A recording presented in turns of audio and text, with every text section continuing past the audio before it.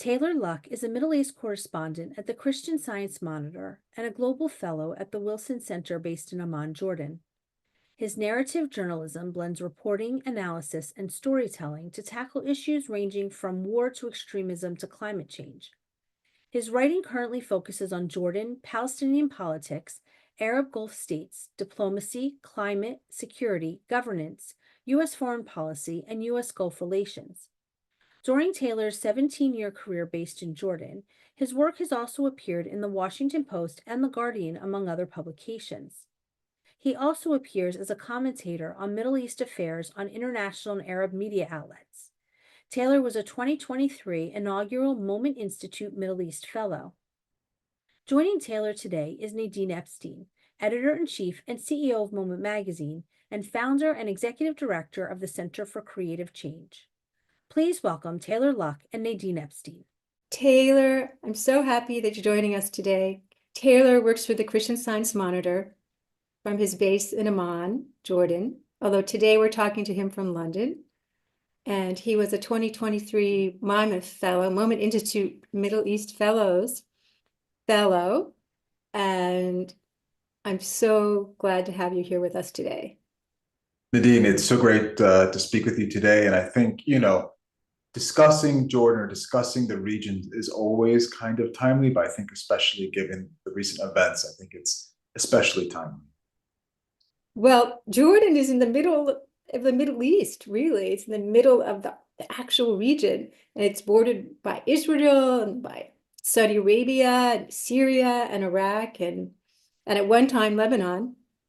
Yet we don't really hear much about Jordan in all the conversations that are being held about the Middle East.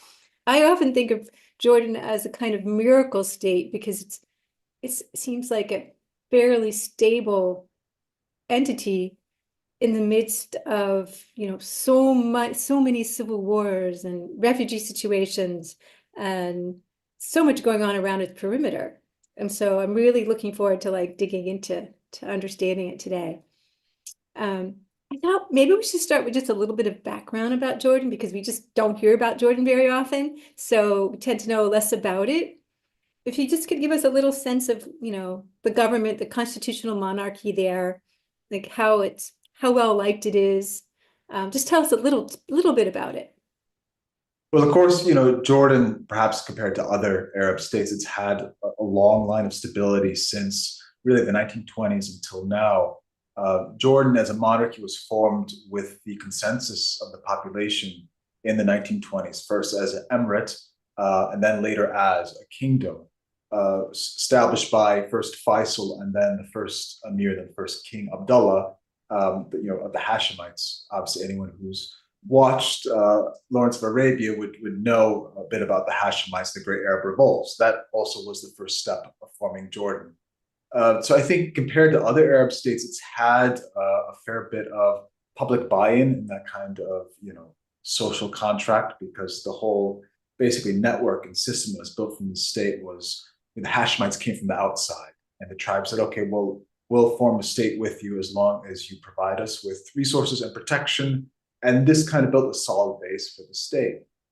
So Jordan has always kind of played a role of being kind of the moderate middle of the Arab world.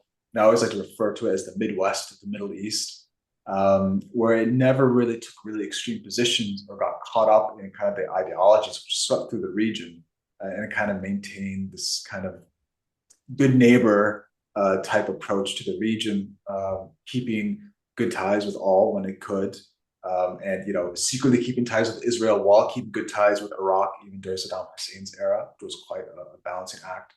And under King Abdullah came to the throne in 1999, it's really pushed itself as a pro-Western, pro-America, pro-globalization, pro-economy country that was a safe oasis, and they helped facilitated America's national security interests.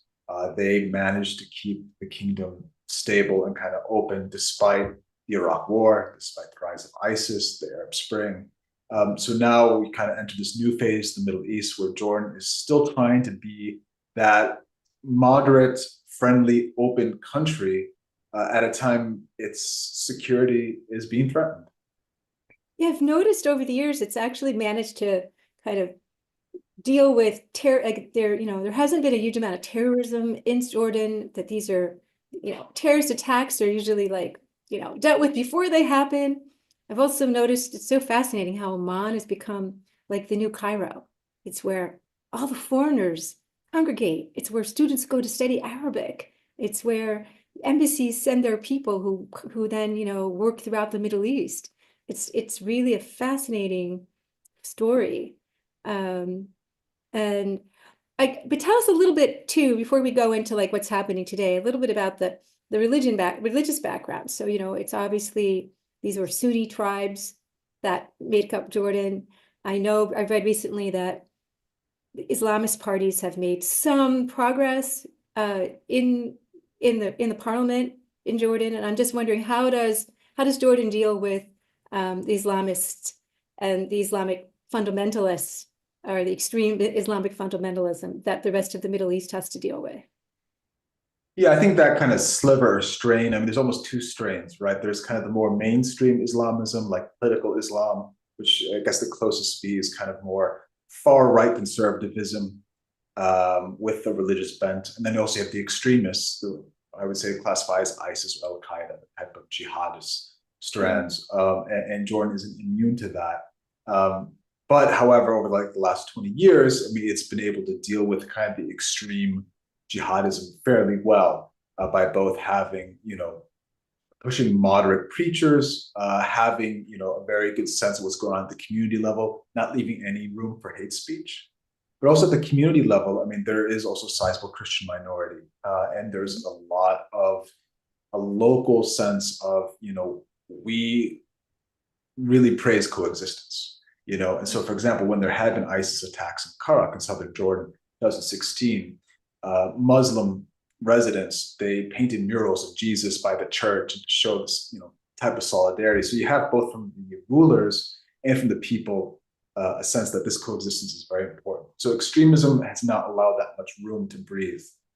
In terms of the Muslim Brotherhood, on the other hand, they tend to do pretty well in Jordan because there is a decent size, working class and middle class, which they claim to represent, but also because the Palestinian issue, which is one of the main issues they run on. So, Jordan is always kind of battling whether they want them to take part in the process or they want to push them out of the political process.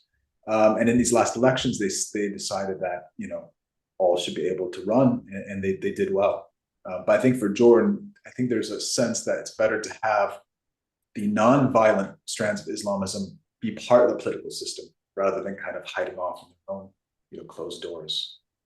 Well, then you also have the Palestinian refugee camps, and you also have Syrian refugees. And how does Jordan, how does Jordan deal with all of that as well? How does that impact? I mean, it's difficult in terms of the economic impact and the impact on resources and the impact on state services. Socially, though, I mean, one thing that I'm always kind of very mesmerized and proud of, you don't see the anti-refugee or anti-immigrant sentiment in Jordan. There's always a sense of, a lot of outpouring of empathy, whether it's for the Syrians who came across, whether it's for Palestinian refugees. So socially, there's never really any issues, but economically and resource-wise, we're talking about the second water poorest country on earth. When the Syrians came in the 2010s, a lot of places had to kind of resort to having their water, because water is delivered through Jordan. It's not, open network. You have certain times of the week where you're allowed to kind of pump water into your water tank, and that's it. So there's been cutting back on water. The education system now, the public schools, they moved to half-day shifts. So rather than getting a full day of school for your kid, they're getting 4 hours so they can shuttle in another class. Wow. So these have already had big impacts on daily life in the country. Because if you're a middle-class citizen, say, well, I can't send my kid to government schools because they're not getting a full day of school. So you're gonna have to pay out of your pocket to send them to private school. Or you're no longer getting enough water, you have to pay money to get extra water. So all of these waves of refugees are adding kind of socioeconomic pressure on the average family. Well, before we get into what's happening today in the Middle East, I just one more question, and that's about women. So what is the status of women like within Jordan? It seems like it's kind of unique compared to some of the other countries. But give me a sense, I mean, just from my personal experience there, but tell us a little bit about it. I think, Jordan's undergone two perhaps revolutions, perhaps in terms of gender relations. I think the first one was in the 70s, 80s, and 90s, 2000s, the push to get women into higher education. So now we're at a point where there's parity in terms of equal amounts of women to men, not only getting a bachelor's degree, but going on to get a master's and PhD. And you can go off to a far off village, and there's a lot of pride of sending women to university and get higher education degrees. Now, because of the economic situation, we're seeing more and more women entering the workforce, because I think there was a period where women would get their degrees and then focus on the family.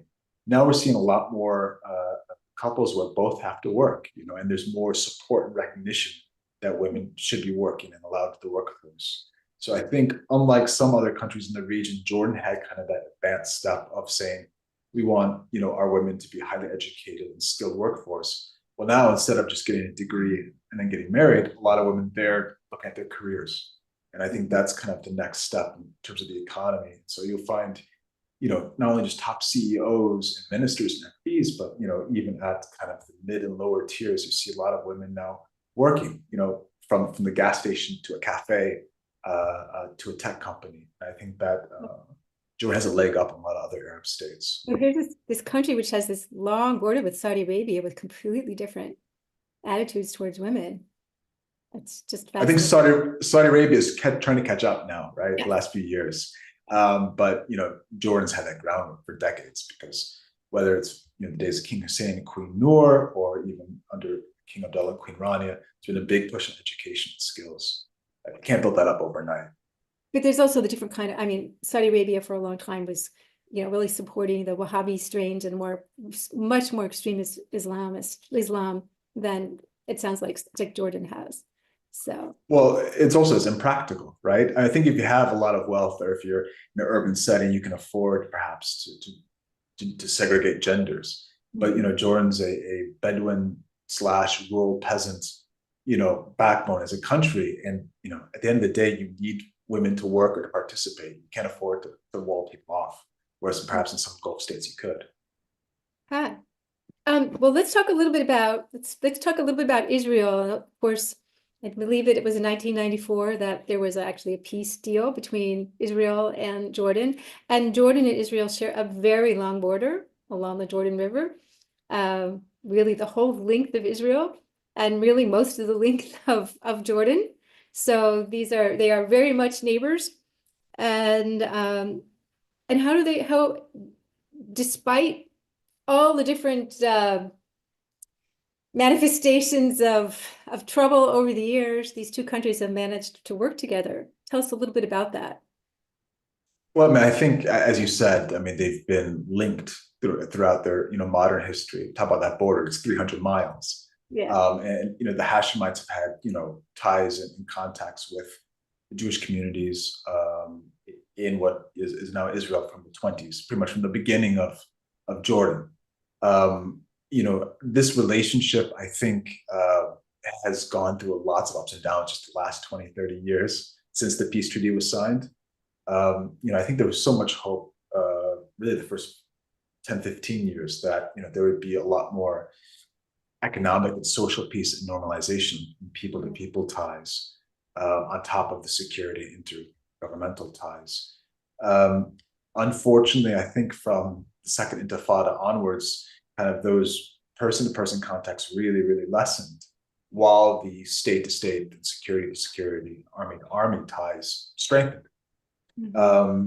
So, even for me, it's 17 years in Jordan, 17, 16 years ago, you would see Israeli tourists, for example, or there was still a vocal peace camp in Jordan that was willing to, reach out to the other side or to talk about Jordanian-Israeli cooperation. Pre-October 7th, I think that had dissipated. I think the last few years, really, the peace camp, as in the camp that really is for full ties, has really dwindled. And I think right now, probably even before the Bennett-Lapid government, I'd say the last 7 years, it's really been mainly a peace upheld by security coordination, army coordination, and kind of the realization that their security is shared. And I think we saw that from the beginning of the Syrian crisis and kind of the kind of joint operations where Jordan and Israel would sit together along with other regional partners, all the way up to I think what we saw in October and in April in terms of Jordan coordinating repelling Iranian attacks and rockets that were aimed at Israel. So basically, Israel and Jordan working together to kind of deflect terrorism from both their countries together, which I think is fascinating. And I think one I'm sorry, I just didn't mean to interrupt you, but I think one of the things I think is perhaps maybe frustrating for Jordanians, I think, is that they see that, there's so much room for more further cooperation. But, you have the security cooperation. And I think really, when we talk about the border, I mean, no country has participated in ensuring Israel's security on a day-to-day basis after America than Jordan has. So they see that as a very big, role that they're playing. And there's a lot of other realms where there could be cooperation. But politically, they see that being undermined. They see that being undermined by Netanyahu governments, plural, over the years. And that's made those other realms of cooperation very difficult. Yeah, there were many years of hope. We did many stories about water endeavors together and shared workers and tourism and just, there were so many hopes. And there still are some of those projects, I think, that exist, even shared tourism, but we'll talk about that in a second. So October 7th happened, and which is a huge tragedy for the Middle East, everywhere you look at it, for really every country. And how did October 7th and what's happened since then? Israel-Hamas war, and then the Hezbollah, Israel war, and the Houthis' involvement, and of course, Iran behind much of this. How has that impacted relations between Israel and Jordan? Well, I mean, I think in some ways it really worsened relations, right? I mean, I think that for Jordan, there's been lots of frustrations in terms of trying to coordinate the aid response for Gaza, for trying to be part of, diplomatic solutions. For example, first off, there's no love lost between Jordan and Hamas, Jordan and Hezbollah. And I think, no one would cry over Hamas losing control in Gaza or disappearing from Palestinian politics. But from Jordan's standpoint, if Hamas is not an option for Gaza, from Israel's standpoint, it cannot be in power. Therefore, the obvious viable candidate is the Palestinian Authority. It needs to be strengthened. And Jordan has lots of interests in having a viable Palestinian Authority. But those outlets and channels are having those discussions of a new Palestinian entity or a revamped Palestinian Authority have all been kind of closed from the Israeli side, at least politically. And that's been very frustrating for Jordan. In terms of aid, Jordan is one of the main exporters of aid going to Gaza, going over to the West Bank and Israel, entering through Kerem Shalom, the constant attacks from far-right settlers, Jordan being forced to do aid drops, which, are, they help, but, 10 C-130s equals about one truck. And so there's a lot of, locally, there's a lot of ridicule of Jordan's kind of looking impotent in the face of this war. So I think, all of those struggles with the Israeli government has strained ties. But also the reverse, because the security situation has deteriorated so much, the security cooperation has increased. So it's one of those strange dynamics where, Jordan and Israel are really being pushed together in terms of whether it's, Hezbollah attacks, Iranian proxies trying to smuggle arms into the West Bank, Iranian rockets. But politically, the room for even dialogue has really almost disappeared between the two governments. Meanwhile, Iran is there. And so, with Jordan, obviously Jordan is not in the Iranian camp and of constellation of proxies and countries. What's Jordan's, take? And I realized we're going to talk for a second the difference between the government and the people, but let's start right now, talk about the government. What's the government's take on, Israeli attacks on weakening Hezbollah? in order to weaken Iran? Well, I think, I think from Jordan's standpoint, instability in Lebanon is a threat to the region. So I think, Jordan has had a really troubled history with Hezbollah in terms of Hezbollah's involvement in Syria, which is right on its border, and Hezbollah's involvement in smuggling drugs and dumping drugs into Jordan, affecting communities there. So, Jordan's always been very wary of Hezbollah and its presence, its influence in the region. But at the same time, Jordan's very concerned about the stability and social fabric of Lebanon. They don't want to see another country fall apart in the region, the prospect of extremism filling the void and just the civilian cost. So that's why Jordan sent its foreign minister on October 8th, I believe, or 6th, but like right as the war was starting up between Israel and Hezbollah, Jordan sent its top diplomat to help with negotiations there for a political settlement, for Lebanon to find a new government coalition. So Jordan sees the stability of Lebanon key to kind of stability in the Levant area. So again, it's one of those things where Jordan's not in Iran's camp. Jordan sees Hezbollah as a threat, directly or indirectly.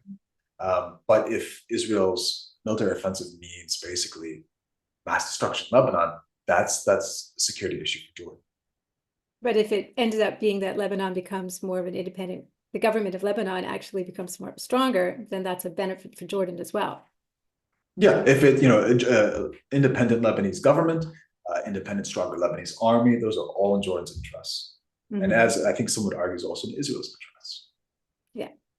So you hear all the time, that the peace agreement, the sort of, the foundational peace agreements that Israel has with Jordan and with Egypt could fall apart at any time. However, that hasn't seemed to happen. And I'm just curious, and as we know, it's a cold peace. I think as it's been described, it's not a warm peace. But do you feel as if the cold peace between Jordan and Israel is really under threat? Not currently. I wouldn't say it's under threat currently, only because, and this has been told to me by senior Jordanian officials, and even up until recently, because they're under a lot of pressure, right? I mean, there's a lot of popular pressure amongst Jordanians who say, look, your only leverage is the peace treaty. Our security and stability is under threat due to kind of, far-right Israeli elements or even Israeli government actions in the West Bank, for example, and potentially driving Palestinians into Jordan. And what is going on with the custodianship in Al-Aqsa Mosque and Temple Mount. So there's, in the average person, a lot of people will say, this is your only leverage. Now is the time to break off relations, to send a message. So there's some sort of accountability for the Israeli government's actions. But, I think, any Jordanian official, and I think anyone from the palace on down would say, if you look at all of the net positives and negatives, having full ties with Israel allows you to do more for the Palestinians than having no relations at all. And that's been kind of what's been in the calculations in terms of the government, that, you can deal with the Palestinian Authority directly. You can give passports to Palestinians so they can travel. There's so much more you can do in terms of aid. I mean, Jordan's playing an outside role in terms of getting aid to Gaza and also advocating for relief in Gaza. And if you don't have those ties, you're not going to be able to do 99% of that. So I think in the immediate term, I don't think that cold peace is under threat. However, should, the regional war escalate to a point where there's fighting on Jordanian soil or crossfire on Jordanian soil, I think that's where perhaps we might see that cold peace being threatened. But as of now, I think, there's still that feeling that, having those channels helps more than it hurts.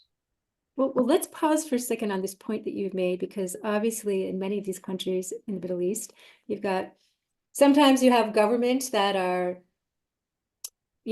want to work with Israel and do work with Israel, but the actual people don't want to. And then you've got other countries where the governments are so anti-Israel, and yet from what we can see, most of the people would prefer that not to be the case. Tell us a little bit about how Jordan fits into that paradigm. Well, I think Jordan, in terms of the paradigm, it is a case of where the leadership strategically and I think morally sees that, peace and normalization with Israel is the only way to kind of move forward to help boost peace and stability for Jordan and the region. Mhm. I think for the vast majority of people, they would say, even people who are formerly in the peace camp, they would say, we did peace. There was an agreement in terms of in terms of the Oslo Accords, which had a 5-year window that lapsed. We saw Intifada, we saw multiple wars in Gaza. We're not seeing that many benefits from the peace treaty with Israel. It's a failed venture. And I think that's the vast majority of Jordanians feel. And it's not out of some sort of, animosity towards Israel. It's nothing that has to do with religion.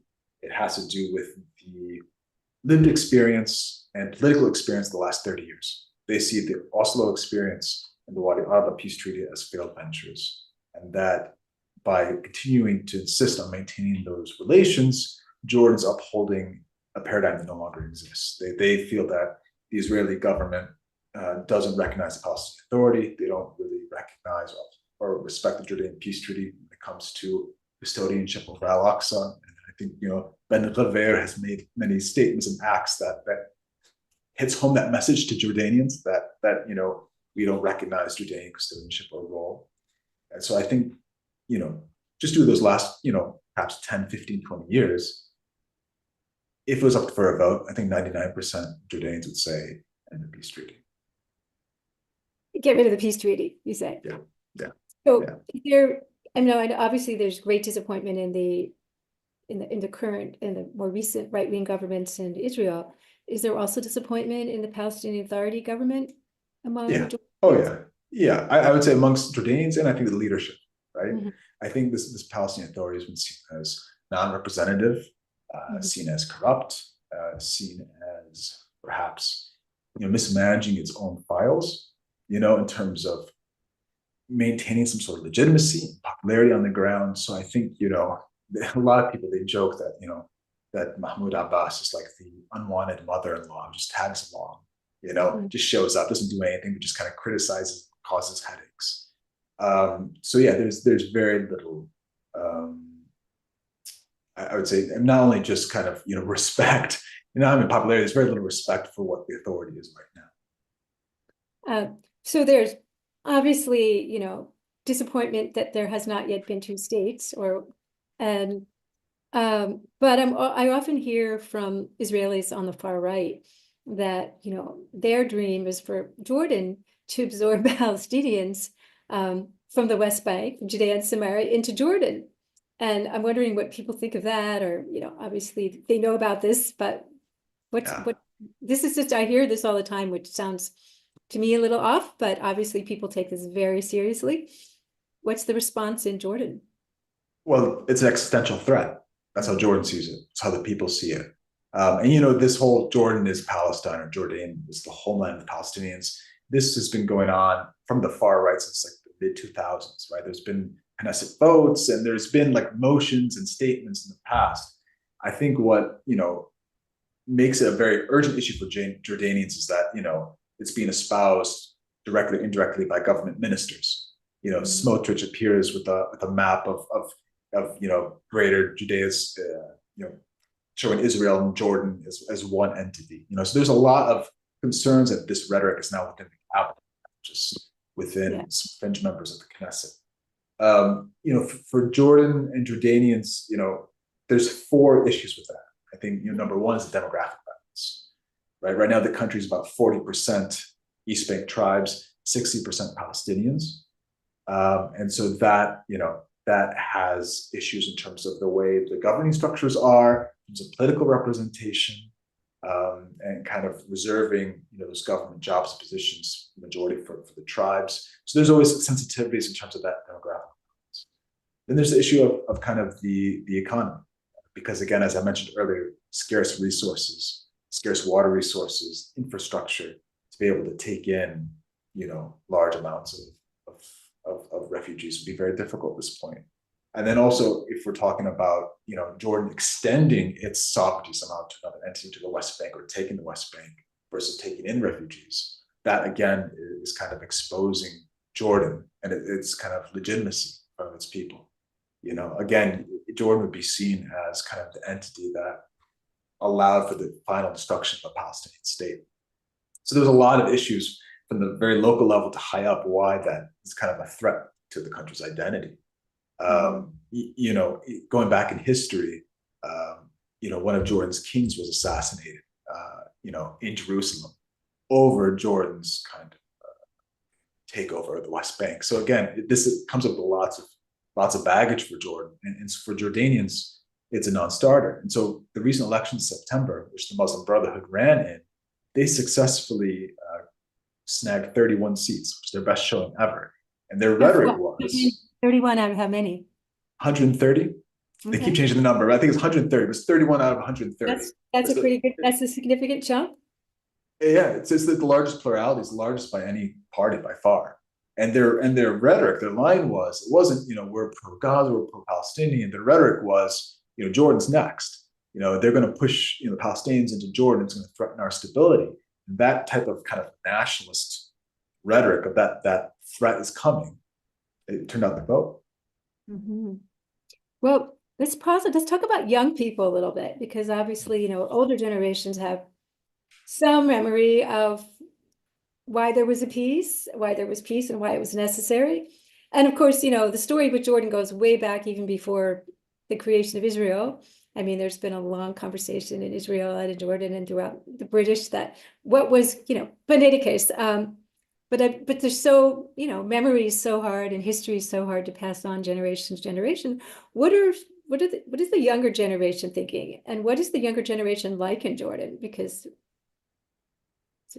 well, first off, the younger generation, you know, that I've, you know, dealt with, that I know, I mean, they're very tech savvy, right? Like I think like Gen Z anywhere, they're very tech savvy.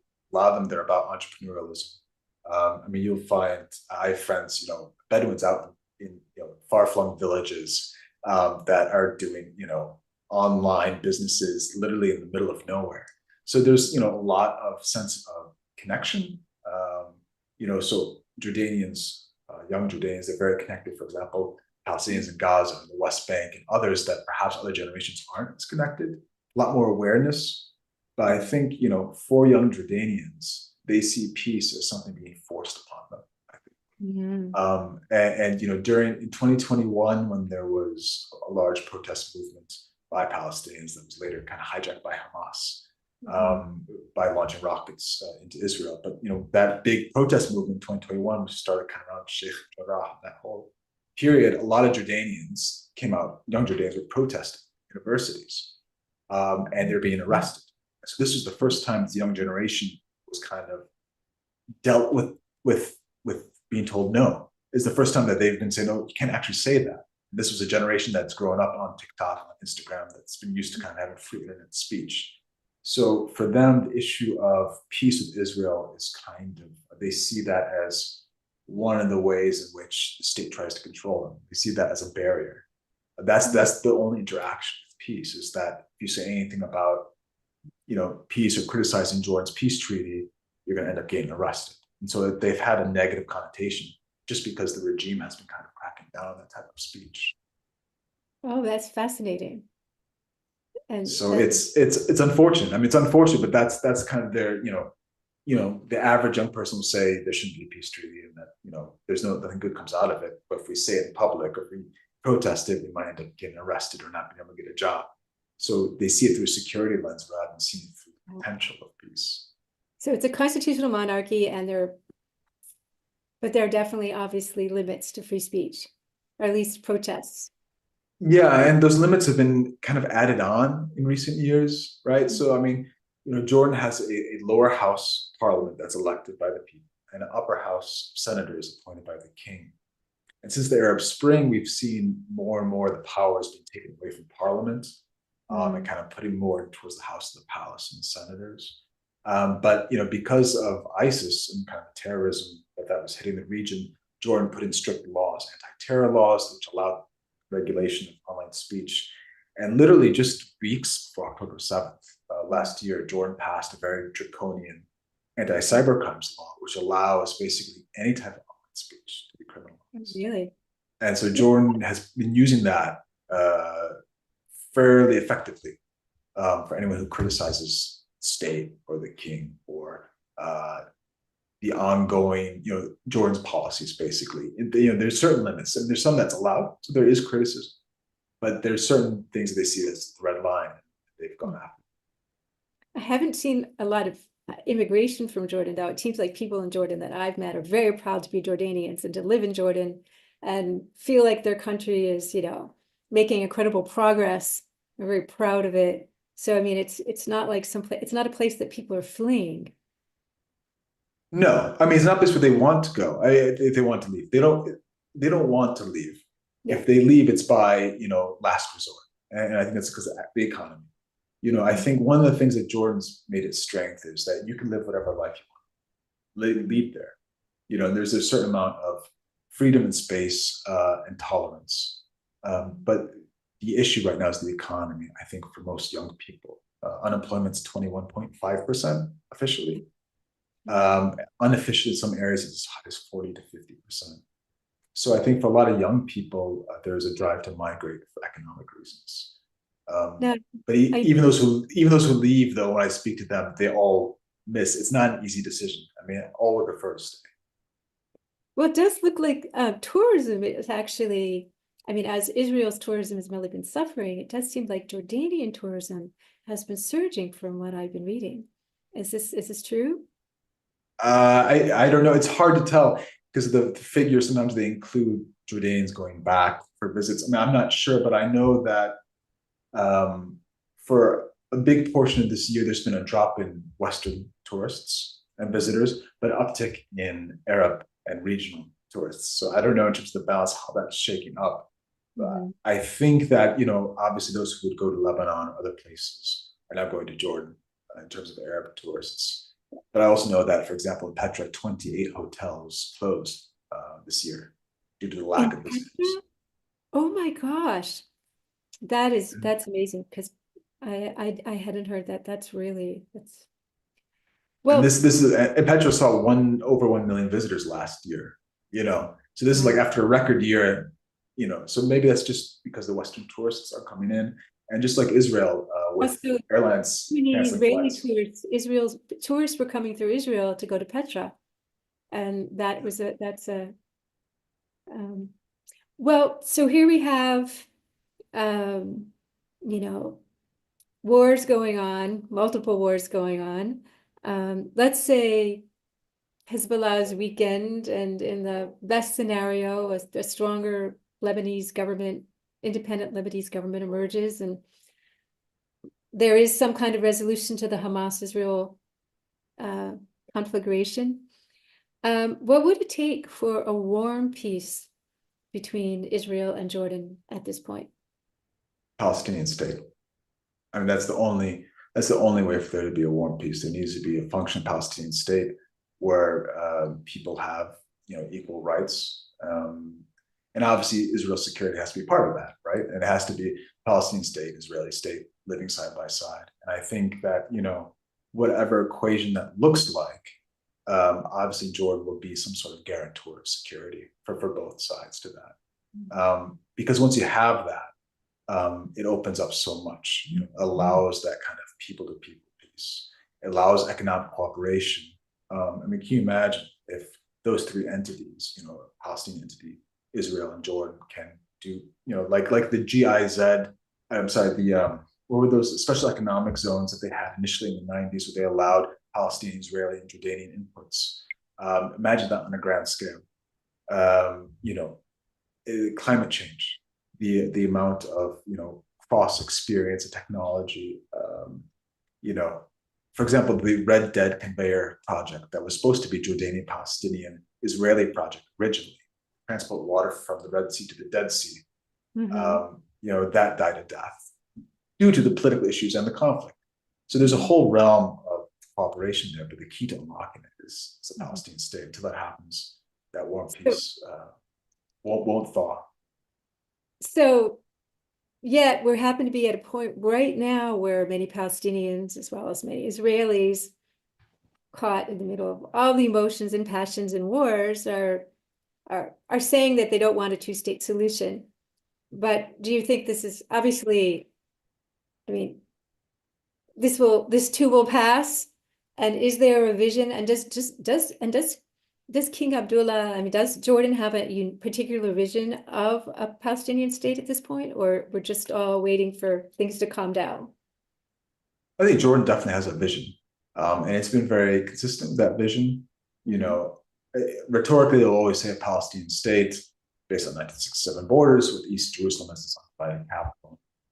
I mean, I think from the Arab position, there's some flexibility of what that final entity looks like. But I think Jordan has definitely been championing this horrible war and crisis as an opportunity to lay the foundations for peace, to lay the foundations for a Palestinian state, to lay the foundations for enduring security for Israel. And I think, you know, Jordan sometimes been a lone voice, unfortunately, in saying that. And I think a lot of that falls on the Biden administration, in my view, in terms of the US administration's kind of willingness to engage or amplify that. So Jordan has a vision in place. The foreign minister, Ayman Safadi, at the UN General Assembly, he kind of laid that out again, a version of the Arab peace plan, which is 57 Arab and Muslim states giving full normalization and peace with Israel in return for a Palestinian state. And I think that that greater offer is still on the table. You know, I think that, you know, in this current atmosphere, obviously it's difficult to envision or talk about, but it takes courage, you know, and I think it takes courage to maintain those calls for peace, even when it's not popular. And I know there, on the popular level, there are Israelis and Palestinians who carry that message, right? And I'm sure you know tons of them, even despite the pain, or maybe even because of the pain. I've met Israelis and Palestinians who insist on this two-state reality of peace. You know, it's interesting to mention kind of the one state, you know, calls, which you hear from the far right, perhaps Israel, you hear from some Palestinians. I know in terms of public opinion surveys, because we were monitoring this for years, support for a one-state solution was never a majority of Palestinians. It was always like plurality or 20%, 30%. No one knew what that meant, but it's increased, right, in the last year or so. I think that will kind of change again once the violence kind of dies down, and once perhaps we return something that looks like normalcy. I think the desire for two-state solution will go right back up. But again, we need to provide that vision for Palestinians as well as Israelis. I think Jordan has one, but I just think no one's really allowing oxygen for that right now. Yes. I think I'm always, when people talk about one-state solution, I always have to say there's really two one-state solutions that I hear talked about. You know, one is the one-state solution that's under Israeli control, and the other one is Palestinian control, and they're not the same one-state solution. And it always brings you back to the two-state solution, which brings me to, so you've been based in the Middle East now for 17 years, and you've covered all these crises and are covering this current one. From your conversations with people and your observations, is there still hope for a two-state solution? Yes, certainly. That has not changed in my view. I mean, I think this conflict has been different from any other, at least in my experience and from talking. The amount of dehumanization, right, from all sides, you know, from October 7th to the fate of Israeli hostages, to what's happening in Gaza, to what's happening, settler violence in the West Bank, lots of dehumanization. There's no doubt that will take a generation to heal, in my view, but the desire and practicality to two-state solution is still there. You know, the amount of Palestinians who are still willing to work in Israel, you know, the Israelis who have had their lives upended and had family members taken, some that are willing to still speak out for peace and coexistence. You know, yes, things have shifted socially, I think, for both societies, and they're forever changed. But I think the kind of infrastructure of need for two-state solution, that doesn't change. No matter what position society is at, I think that the fundamentals haven't changed of what would guarantee security, stability for both people. And I still hear voices, maybe they're a minority right now, but you know, I was at one of the first anti-war demonstrations in Tel Aviv months ago, you know, one of the very first larger ones. It was Standing Together and some others who organized it. Within minutes, they were, you know, punched and attacked, right? But they went out again. In terms of the hostage families, everything they've gone through, being vilified at times. But they've also put out tens of thousands of people in the streets. And Palestinians who are still willing to talk about, coexistence. So in my view, that doesn't change. The possibility doesn't change. Maybe the timeline changes. But again, I think there are certain people amongst Palestinians, as well as Israelis, definitely in Jordan and Gulf states, who see this horrible, horrible period as an opportunity for change. Yes. Well, let us hope. Let us all hope. Let us keep covering, keep doing all this amazing work that you're doing, Taylor. Thank you, and thank you for Moment Magazine, everything you do, and for these illuminating conversations. I've been following them when I can. So I think also by you bringing these voices to readers and viewers, I think is so important. Great. Well, thank you so much for giving us some insight into Jordan today. I learned a lot, and I'm so grateful for your time.